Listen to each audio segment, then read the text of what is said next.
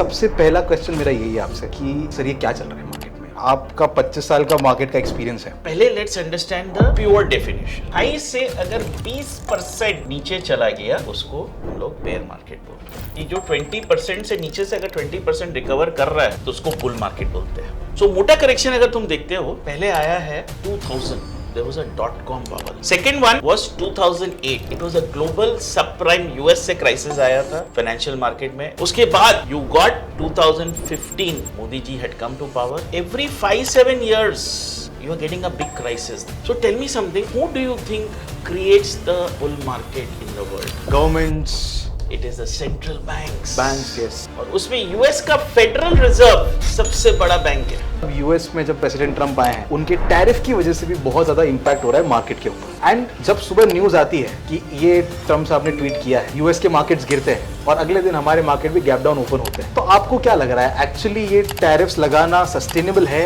Global economy के लिए? Alright, so another day, another podcast on investing with धन, और आज हमारे साथ है चेतन sir, of course the name which needs no introduction, and welcome to this podcast sir। बहुत मजा आने वाला है, बहुत कुछ सीखने वाले हैं आपसे, बहुत कुछ समझने वाले हैं मार्केट के बारे में। लेकिन सबसे पहला क्वेश्चन मेरा यही है आपसे कि सर ये क्या चल रहा है मार्केट में? आपका 25 साल का मार्केट का एक्सपीरियंस है। इन 25 सालों में आपने बहुत सारे न्यूज़ भी देखे हैं, इलेक्शंस भी देखे हैं, अलग अलग प्रेसिडेंट्स को, प्राइम मिनिस्टर्स को आते भी देखा है, लोगों के जुमले भी देखे हैं, राइट? उसके अलावा स्कैम्स भी देखे हैं, बुल मार्केट, बेयर मार्केट, सब कुछ देखा होगा। 25 सालों के साइकिल में तो आ गया होगा। अभी क्या चल रहा है? Hello young man. Young man क्या खराब है सर?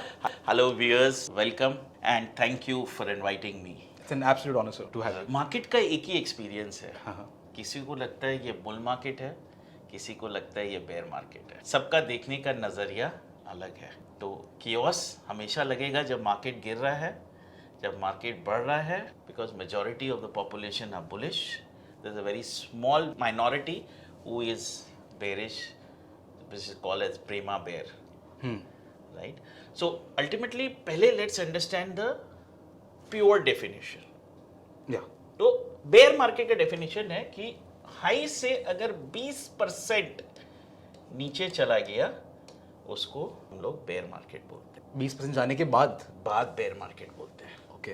तब तक it's a normal correction. From that high to 20% fall is a normal correction. ठीक है, राइट?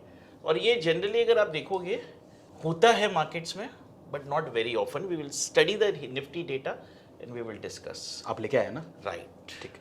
और ये रिकवर करके Okay. 20% फ्रॉम द लो, तब अपने बोलते हैं कि the bear market is getting over. ये एक टेक्निकल डेफिनेशन है कि जो 20% से नीचे से अगर 20% रिकवर कर रहा है, Okay. That means the market trajectory is again in that upper trend with higher highs and higher lows, तो उसको बुल मार्केट बोलते हैं। तो average duration of a bear market would be around 1 year to 1.5 years, and average duration of a bull market would be about 3 to 4 years। बहुत जरूरी है, because this is what history teaches us. Today you're not going to learn from me or from anyone what history is telling you।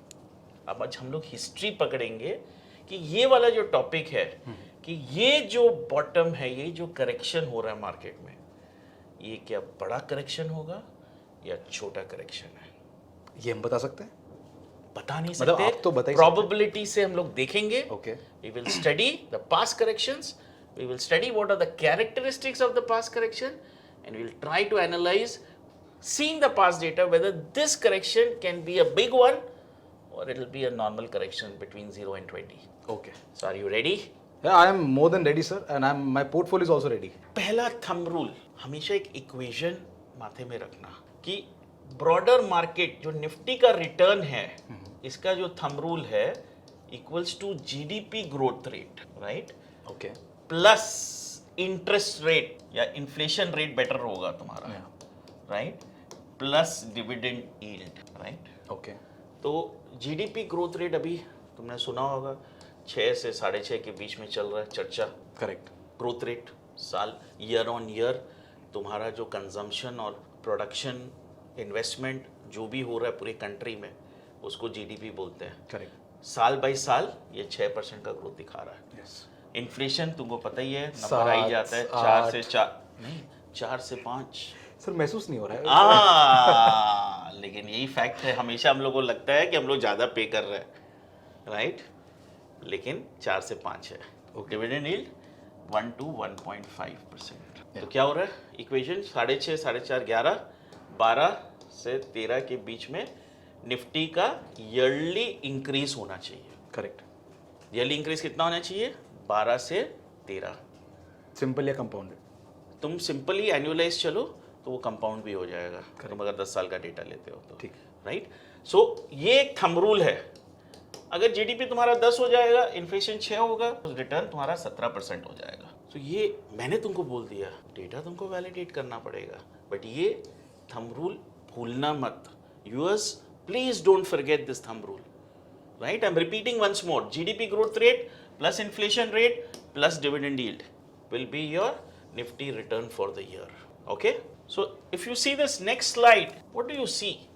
Nifty का yearly returns अगर अपने देख रहे हैं, तो तुम देख रहे हो मोदी जी आने के बाद what are you noticing? तुम नोटिस करो कि निफ्टी का जो रिटर्न है वो बहुत स्टेडी हो गया।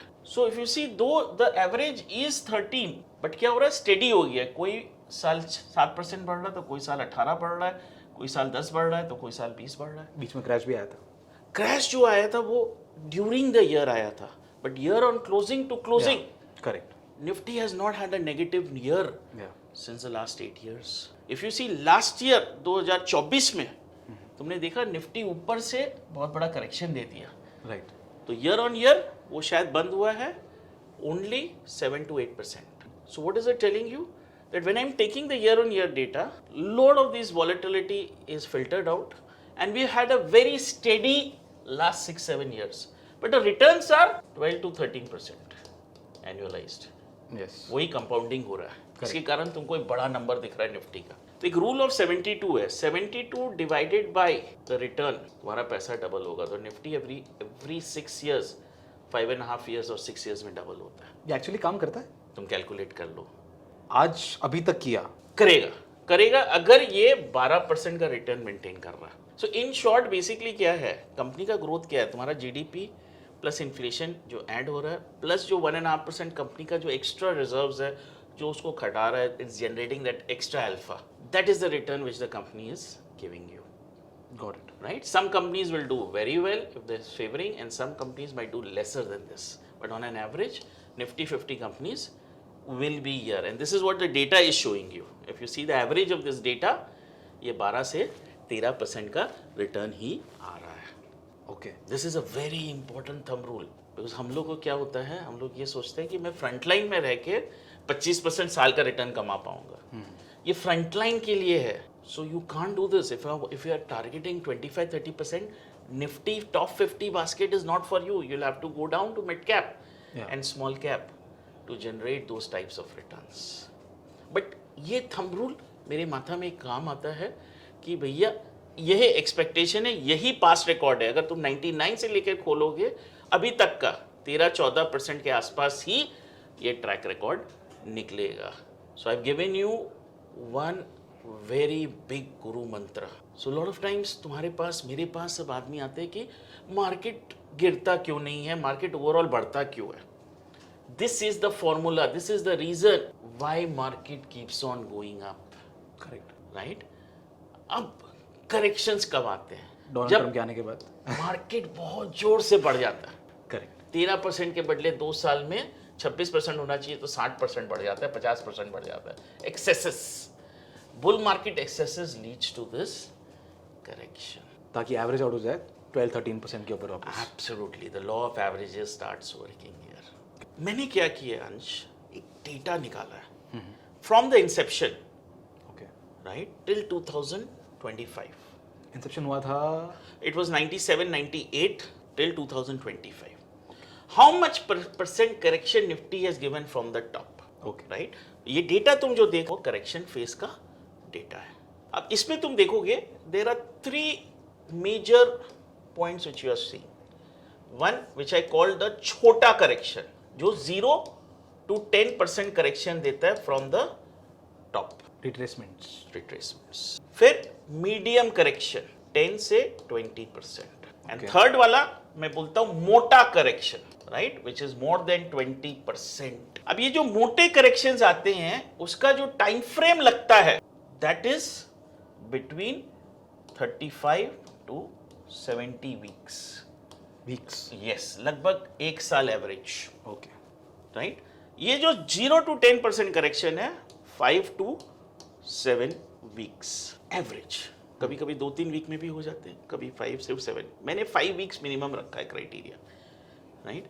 और ये जो 10 से 20% वाले करेक्शन टॉप से आते हैं, राइट, उनके time frame is from 7 to 20 weeks.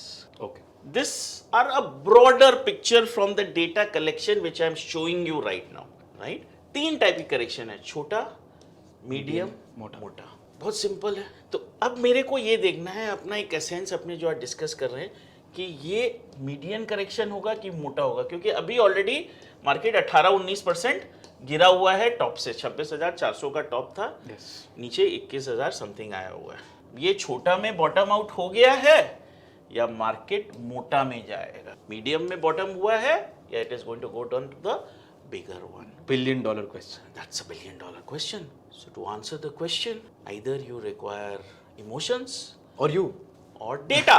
Okay. मैं तो इमोशनल हूँ, तुम्हारे साथ आया हूँ, लेकिन data is the king, because data helps you differ if your view is right और व्यू इज रॉन्ग, राइट। मोटा करेक्शन क्या है? सो मोटा करेक्शन अगर तुम देखते हो, पहले आया है, if you see the history, 2000 there was a .com bubble, right. तब जहां कोई कंपनी में .com लग गया, बुल रन स्टार्ट्स, करेक्ट। 2000 जैसे आया, कंपनी के पास कोई रेवेन्यू नहीं, flat crashed. So market crash 55-60% from there, and it was a big fall, right? That was the first cause of that big correction, जिसको हम लोग मोटा correction बोलते हैं। That was, I guess, the beginning of your career? So probably yes, I just passed out of the college. Okay. Right? Second one was 2008. It was a global subprime US से crisis आया था। Yes. Financial market में over leverage हो गया था, वहाँ का public housing loan लेके बैठा हुआ था, housing prices crashed, global markets got impacted. Correct.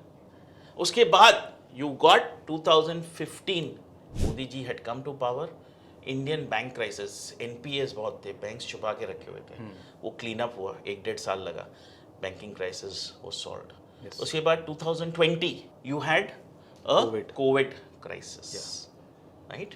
अब 2025 में you are having a trade war, right? Yeah, I mean that's the point. You are having a trade war. Is this a reason? We don't know. You are having an American debt crisis, which we are going to discuss. Is this the reason? We don't know.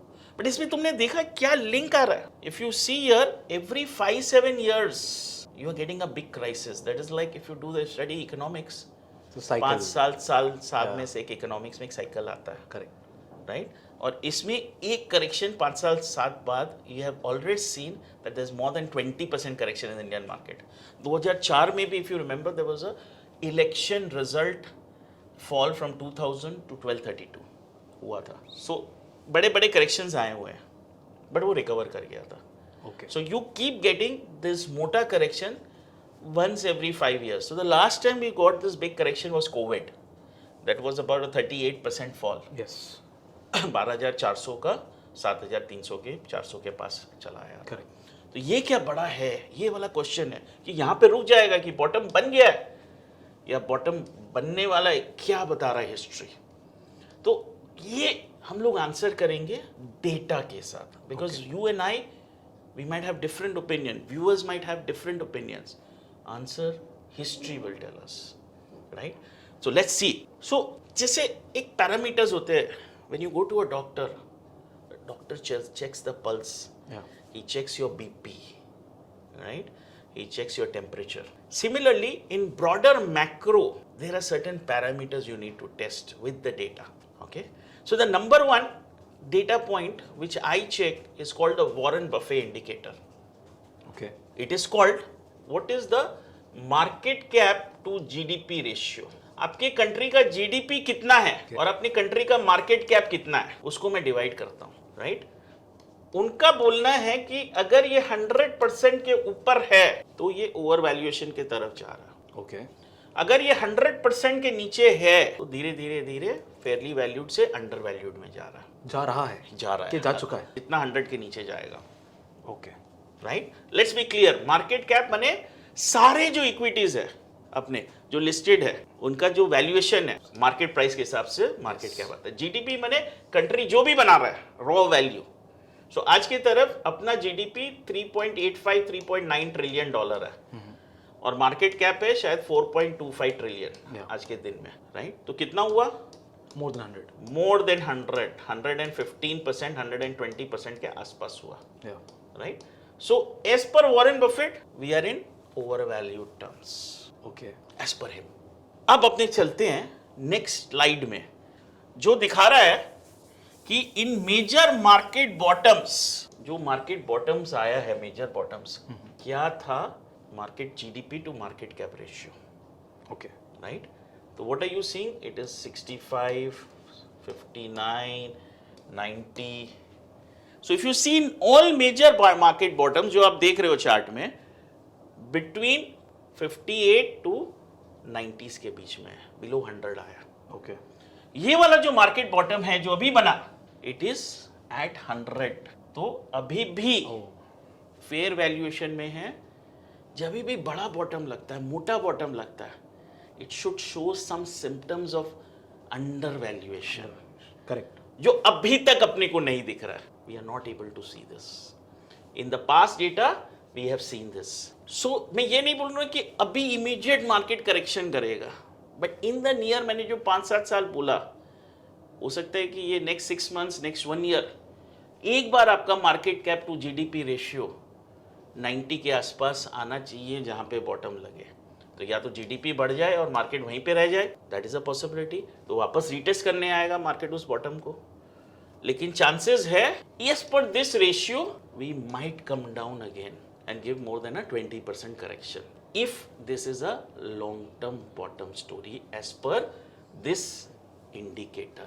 But sir ये भी तो हो सकता है कि क्योंकि Indian economy strong है जैसा सब लोग बोलते हैं, राइट, उस वजह से ये स्टॉक्स अंडर वैल्यू ना होते हो, या फिर जो रिटेल इन्वेस्टर्स का पैसा जो कि SIPs के through I think 2-2.25 lakh crore रुपए हर मंथली आई गेस डेटा है, SIPs आती है इंडियन मार्केट के तो अंदर। क्या तुम बोल रहे 2016 में इंडियन इकोनॉमी स्ट्रांग नहीं थी? 2012 में नहीं थी? 2020 में नहीं थी? 2020 में जब कोविड आया तुम कहाँ थे? Economy strong. सी, ये जो नरेटिव है, ये नरेटिव भी चेंज होता है मार्केट के साथ। ओके, राइट, उदय कोटक ने एक बहुत अच्छा बात बताया कि यूएस हम लोग का फादर है। यूएस छिकेगा तो हम लोग क्या होगा? सर्दी लग जाएगी। तो दुनिया में हम लोग सब इंटरकनेक्टेड है। तुम्हारा इकोनॉमी अगर स्ट्रॉन्ग है, रेजिलिएंट है, तो it's because of the world. The world is also supporting you in some way और द अदर। ओके, तो इसको आइसोलेशन में मत लो। एक रियलिटी में ये देखा गया है कि जीडीपी टू मार्केट कैप में मैं क्या देख रहा हूँ, मार्केट कैप टू जीडीपी में, कि नीचे आता है बिलो 100। जरूरी नहीं है आए, ये आया हुआ है। A long term bottom is form when there is value to be seen. Okay, value आपको दिखेगा, आदमी का पेन दिखेगा, blood is on the street. अभी तक दिखा है, मैं ना नहीं बोल रहा हूँ, लेकिन वो एक्सट्रीम में हिस्टोरिकल पर्सपेक्टिव से नहीं दिखा है। Got it, right, so that's your first indication. Right, so market cap to GDP ratio. अब हम आते हैं एक पिक्चर दिखाने के लिए। Okay. ये कुछ नहीं है, this is the picture in the other form. आप देख पा रहे हो कब ओवर वैल्यूएशन हो रहा है, कब अंडर वैल्यूएशन हो रहा है, राइट? और when you are able to clearly see and decide that in this particular bottom we have not gone below 100, which we have done in the past. So market cap to GDP is very clear that there is room for more correction. What is this line, sir? This is your 100 market cap to 100 GDP, market cap. Okay, okay, got it. fair value. So whenever the market goes below this level, that's when the market is undervalued. Yes, that's where when the bottom is formed, Okay. that gives you the value. And right now it's actually on Just the around line. 100 जाके वापस ये ऊपर आ गया, Got it, got it. right? So we've got this chart. So first thing is very clear. ठीक है, अब चलते हैं नेक्स्ट इंडिकेटर में। Okay. बस अगर कोई प्रोडक्ट का रिटर्न साल का 14% हो तो 1.5 साल या 18 महीना का कितना होगा? 20%, 22%? Yes. राइट। अब हम लोग का सेकंड प्रिंसिपल है 18 महीना का रिटर्न प्लॉट करते हैं, जिसको हम लोग 18 महीना का आरओसी बोलते हैं, राइट। हमने देखा कि जब भी मार्केट में मेजर बॉटम्स आए हैं, ये जो 18 महीना का जो रिटर्न है नेगेटिव चला गया। दैट मीन्स जो 20-22% होना चाहिए था वो माइनस में चला गया। तुमने अगर म्यूचुअल फंड कभी किया हो तो म्यूचुअल फंड मैनेजर एक फंडा बताते हैं, when the 3-year SIP systematic investment plan turns negative, do lump sum. Correct. Similarly जहां पे तुम्हारा एवरेज रिटर्न 20% होना चाहिए वो माइनस चला गया, दैट मीन्स मार्केट में वैल्यूएशन देखे कि ये अंडर वैल्यूड है। तो अगर अपने पूरा मार्केट का बॉटम्स देखते हैं जो बड़ा बड़ा डिस्कस किया, मोर देन 20%, आरओसी नेगेटिव है। अगर अपने करंट वाला देखते हैं तो लास्ट करेक्शन आया आरओसी पॉजिटिव है, अभी तक जीरो के नीचे नहीं गया, still positive. So it is telling you compared to previous structures in that major correction, आप मेरे को बोल सकते हैं सर 18, 18.5 और 20 में क्या फर्क है? या कोई नहीं है, but can you see these characteristics are not meeting. History is not repeating. History is not repeating for a major market bottom. Yes. तो चांसेस है जो मैं देख पा रहा हूं ये एक बार नेगेटिव जाए तो वैल्यूएशन में अंडर वैल्यूएशन दिखे and you can get an opportunity to buy and get a very good returns. So do you notice whenever it goes below zero, can you see the next 36 months returns, या they are much above the average. That is called the law of averages. Correct. कि law of averages ये बता रहा है जब negative हो रहा है वहां से नेक्स्ट 36 महीना में 25 महीना में बहुत अच्छा रिटर्न आ रहा है। So this is the place we should buy on dip. Lump sum, या this is the fund of lump sum, this is that same principle. 3 साल का सिप नेगेटिव यहीं पे आएगा, right. So this is a very important guru mantra. But why only 18 months? Okay, so very simple है। Cycle जो अपने bull market का क्या बोल रहे हैं, 36 से 40 महीना, या राइट। बेयर मार्केट का साइकिल कितना बोले, 12 महीना, 12 से 18, राइट। तो 12 महीना में जब अगर 12 महीना हो रहा है तो लगभग 18 महीना का रिटर्न खा जाएगा वो, बराबर। तो इसलिए हम लोग 18 मंथ्स ले रहे हैं, क्योंकि फॉल जो आता है बहुत ड्रास्टिक आता है। राइट। अभी का जो फॉल आया है लेकिन 18 महीना का रिटर्न खाया नहीं है, एंड जब तक वापस हम फाइलिंग करेंगे तब तो थोड़ा बढ़ चुका है। बढ़ भी चुका है। So what might happen, we might trade in a range, then give a fall and then this 18 months can turn negative, possible, we don't know, this are our assumptions, right.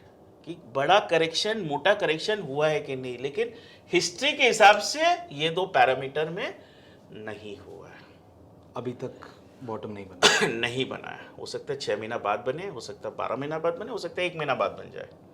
ये स्टैटिस्टिकल एनालिसिस कह रहा है। Statistical based on history in the past bottoms. Okay. There is no guarantee this will work here. We are just doing an assumption based on the past studies. Then what about macro, micro, Lovely. and then technicals? So we will not come into technicals here. Okay. We will just do one more macro point. मैंने हमेशा देखा है कि world lead करता है America, okay? विश्व गुरु तो हमें sir. So I'll tell you, the total GDP would be around 70 trillion और अमेरिका का 30 ट्रिलियन, ओके। राइट। और उसका डेट भी बहुत ज़्यादा है, उसका डेट है 36 से 38 ट्रिलियन, बिकॉज वो बढ़ते जाते हैं एवरी डे। और एक जो बहुत बड़ा पॉइंटर जो देखना चाहिए, यूएस गवर्नमेंट का 10 year G-sec bond, government securities bond, उसका यील्ड क्या है। तो अगर तुम ये चार्ट देख रहे हो, इसका यील्ड 2.5 था, आज इसका यील्ड बढ़ के अभी 4.3 4.4 हो गया, ओके। तो जब भी कोई यील्ड बढ़ता है, अगर वो सस्टेन करता है 12 से 18 महीना, that starts to pain because that interest cost burden goes up. Because क्या होता है, बॉन्ड रिडीम होते हैं, नए बॉन्ड इश्यू होते हैं एट हायर रेट्स, तो interest cost goes higher. So when the interest cost is high, that means money goes from equity to bonds, yes, because returns वहां पे ज्यादा दिख रहे हैं, ओके। सो ये यूएस में मेरे को बहुत पेनफुल लग रहा है, ये जब तक 3.5 के नीचे नहीं जा रहा है, मेरे को लग रहा है we are in a difficult situation globally in equities. हो सकता है इक्विटी मार्केट बढ़े घटे सब चले, लेकिन macro wise bonds will be more interesting okay. To invest than equities. But वहाँ तो बोल रहे हैं कि they will reduce the interest rates, लेकिन कर नहीं पा फेड वगैरह सब। कर नहीं पा रहे। If you see this chart, It's clearly showing it's holding 4.3, 4.35. Because बहुत सिंपल है, अगर 40 ट्रिलियन डेट हो तुम्हारा और 4% है तो 1.6 trillion dollars you are just paying on interest. Imagine करो, इंडिया का जीडीपी 4 ट्रिलियन है, half of India GDP, 40% of India GDP you are paying only on interest. Right. So, बहुत डिफिकल्ट है इक्विटी मार्केट को जाना जब तक कि नीचे नहीं आ जाता. 2 साल पहले US was paying 600 billion as interest. Today they are paying 1.1 trillion. 500 billion 2 साल में बढ़ गया, which is a big amount. तो ये मेरे को बहुत चिंताधारक कर रहा है in the next bull run. ये बुल रन में जब तक नीचे नहीं आएगा, मेरे को अभी तक नहीं लग रहा है कि एक बॉटम बनेगा. I don't see this happening. So very very careful. So tell me something, who do you think creates the bull market in the world? Investors actually. उसके अलावा और big players, institutions basically. और भी guess कर ले. Governments. It is the central banks. Banks, yes.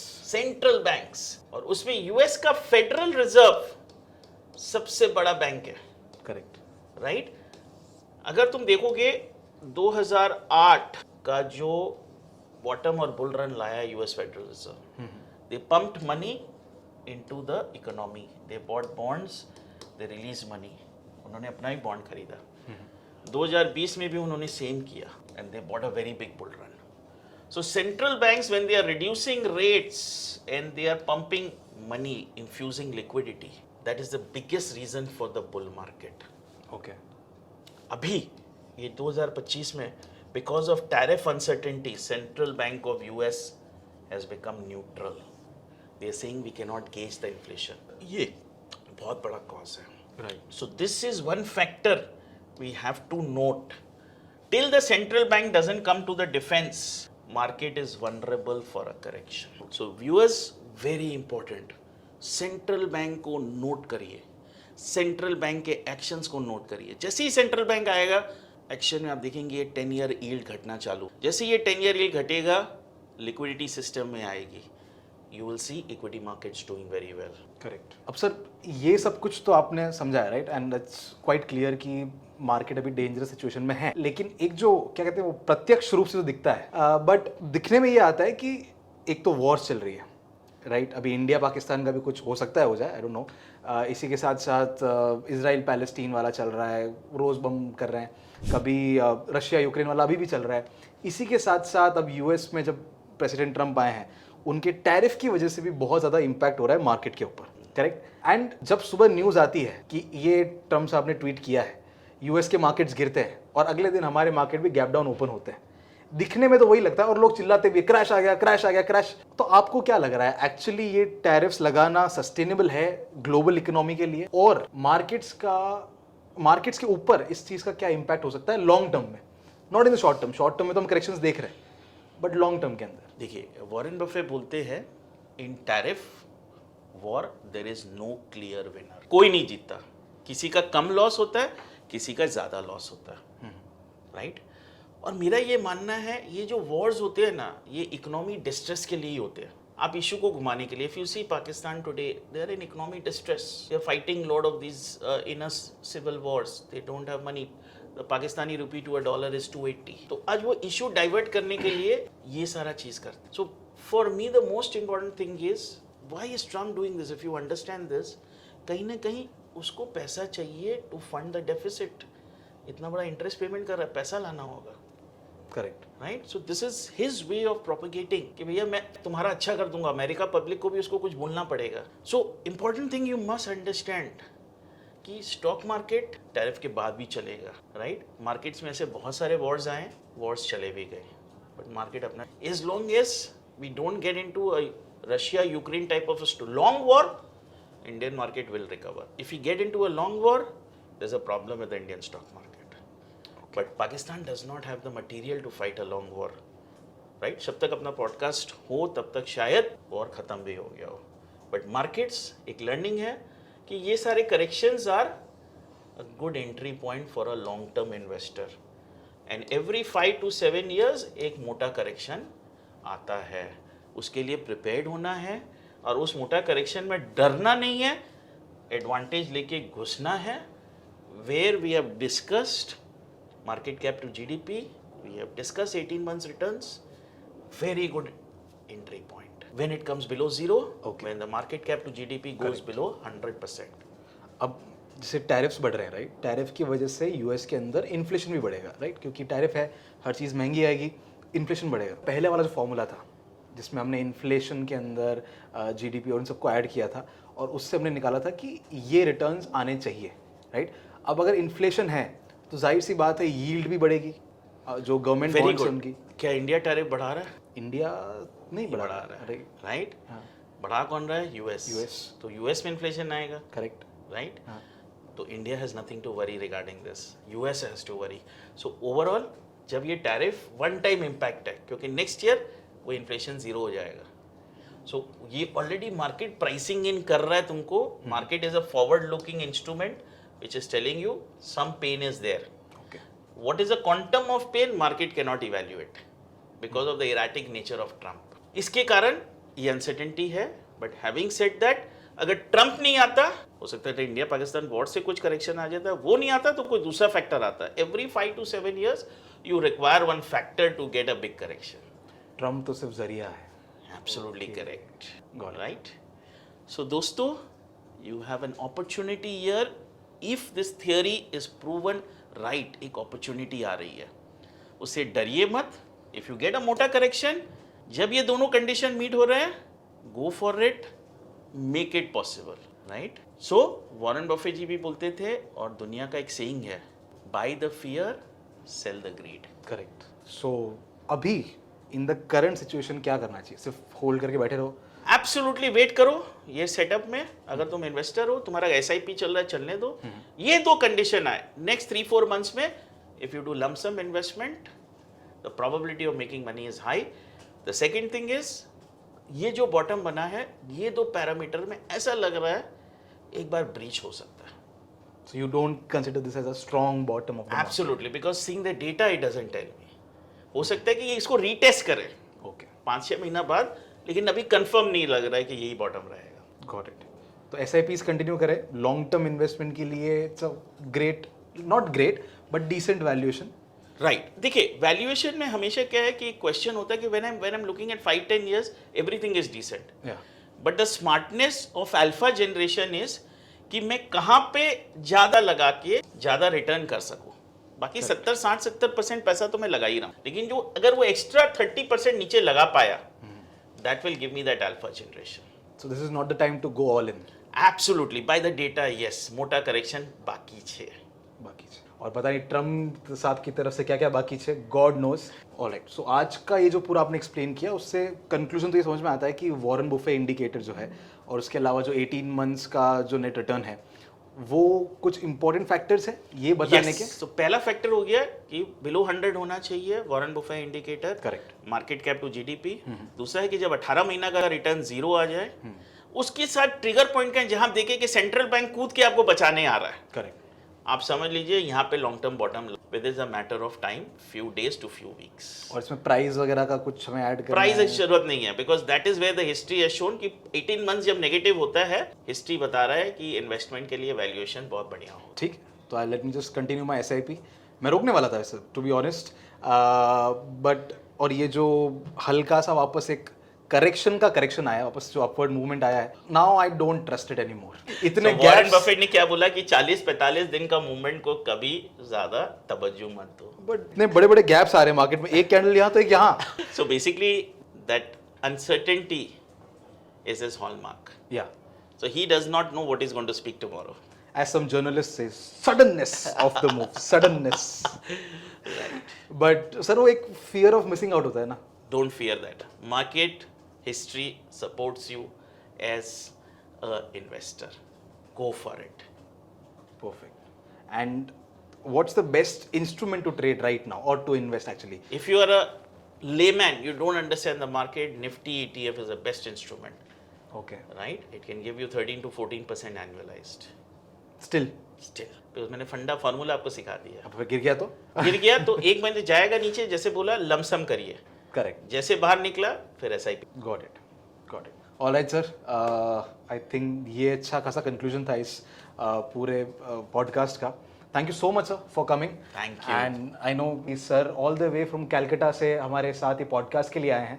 So it's an absolute pleasure having you here with us. Pleasure today, is totally mine. sir. अरे नहीं नहीं सर थोड़ा हमारा भी है. Thank you.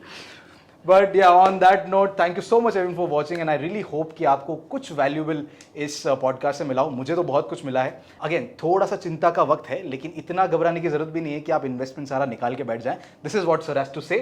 Am I right, sir? Absolutely. Absolutely. Dark clouds are there, but always remember there is sunshine after the dark clouds. Perfect. There's no better way to end this podcast इस quotes के अलावा. So yeah, on that note, thank you so much everyone for watching this and I will see you in the next podcast or next informative video. Till then, keep learning and keep training and of course subscribe to this channel if you haven't already. Come on, what are you doing?